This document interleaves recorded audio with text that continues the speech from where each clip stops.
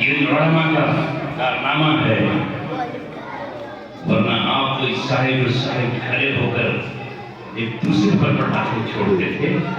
میں اس وقت سے آپ کے شہر میں آتا ہوں جب دیوبند پڑھتا تھا۔ کہاں آتا تھا؟ نالے پر، یہاں سے آج آیا ہوں۔ وہاں مفتی عبدالقیوم کی چھوٹی سی مسجد تھی، اسی میں ٹھہر جاتا تھا۔ اس وقت وہ بلاتے تھے، اس روڈ پر پٹاخے بازی ہوتی ہے، آتش بازی ہوتی ہے۔ مفتی شفیق صاحب ہوا کرتے تھے، ان کے بھی جوانی کا عالم تھا، شیروانی پہن کے تقریر کرتے تھے۔ ان کے سامنے ایک طالب علم بھی تھا جو اس وقت سے بولتا ہے تو میرٹھ سے مجھے محبت اس زمانے سے ہے، یہیں سے ہم نے محبت کی ابتدا کی تھی، یہیں سے تقریروں کی ابتدا کی تھی، اور اس کے بعد پھر اللہ تبارک و تعالیٰ نے ہمیں آپ کے درمیان رکھا۔ تو آج عہد و پیمان کر کے جاؤ، یہ پٹاخے تمہارے نہ کسی نبی کی سنت ہے نہ صحابہ کی سنت ہے، یہ ان قوموں کا طریقہ ہے جو قوم آپ کی عبادت اور پوجا ہے۔ تمہارا کیا مطلب اس سے؟ اور اس رات میں نے کیا کبیر نگر دہلی میں کہا، اے مسلمانوں تمہیں ہو کیا گیا ہے نوجوانوں؟ اس رات تمہارے سر سجدوں میں ہوتے اور تمہاری زبانوں پر ہوتا، اور پھر بھی اے رب ہمیں معاف کر دیجئے۔ اس رات تم فلسطین کے مسلمانوں کے لیے دعائیں کرتے، اس رات تم سوڈان کے بچوں کے لیے دعائیں کرتے۔ وہ ویڈیو کیا تمہارے پاس نہیں آئی؟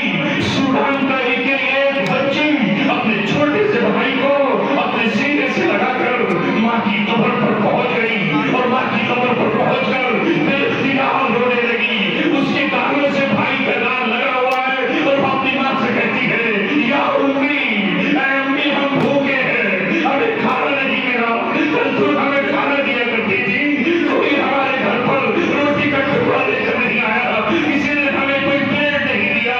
اے ماں، میں بھیا کو ساتھ لے کر آئی ہوں، تو میری بات کا جواب کیوں نہیں دیتی؟ کاش اس معصوم کو کوئی بتاتا تھا، یہ تو مر چکی ہے، تجھے قیامت کی ہے۔ نہیں کر سکتے ہم تو، لیکن ہمارے جعفر آباد کے نوجوان 4-5 بائک پہ بیٹھ کر کے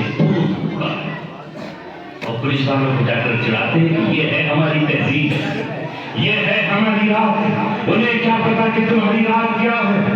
ہم نے اپنی عبادت کی راتوں کو بھی نہ جانے کیسا بنا دیا ہے۔ محمد رسول اللہ کا جو ولادت کا دن ہے، اس ولادت کے دن پر جلوس، روڈ جام، سڑکیں جام، اور آپ وہاں سڑکوں پہ کھڑے ہوئے ہو، اور وہ سمجھتے ہیں کہ شاید ان کے یہاں بھی جلوس ان کے دین کا حصہ ہوگا۔ اگر اس میں کوئی ایمبولینس پھنس گئی، اس میں کوئی بیمار پھنس گیا اور وہ موت کے منہ میں چلا گیا، اس کا جواب کون دے گا؟ اس میں کسی کی گاڑی پھنس گئی، اسے ایئرپورٹ جانا تھا، ماں کے جنازے میں شرکت کرنی تھی اور وہ شرکت نہیں کر پایا، اس کا حساب کون دے گا؟ رسول اللہ نے تو یہ کہا، اماطۃ الاذی عن الطریق ایمان کا حصہ ہے، راستے سے تکلیف دہ چیز کو ہٹا دو۔ اپنے راستوں کو چوڑا رکھو۔ میں بات کر رہا تھا کہ آج ہمارے معاشرے میں غربت ہے، وقت ہو چلا، معاشرے میں غربت ہے، اسی میں